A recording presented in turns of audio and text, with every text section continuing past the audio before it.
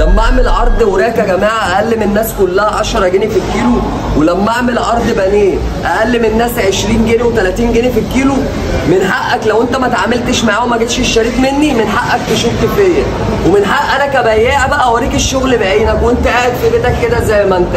لف كده وري الشغل للناس. بصوا يا جماعه ده الشغل اللي بنعمل لكم عليه العرض.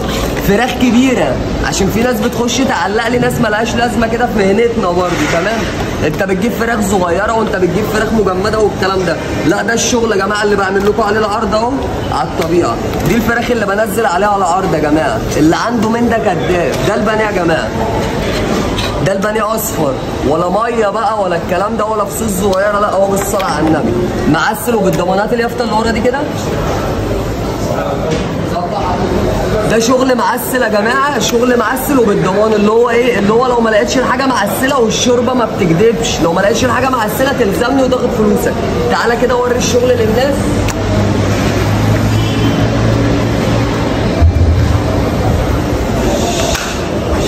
الصلاه على النبي يا جماعه، خير ربنا ياما، خير ربنا ياما الحمد لله. دي مزارع مليكه يا جماعه، مزارع مليكه للفراخ المعسله وبالضمان. بقول لكم مزارع مليكه ليه يا جماعه؟ عشان مزارعنا وبنبيع براحتنا بقى، نبيع زي ما يعجبنا بقى، نبيع للناس زي ما يعجبنا، زي ما ربنا يقدرنا نعمله مع الناس. صلي على النبي.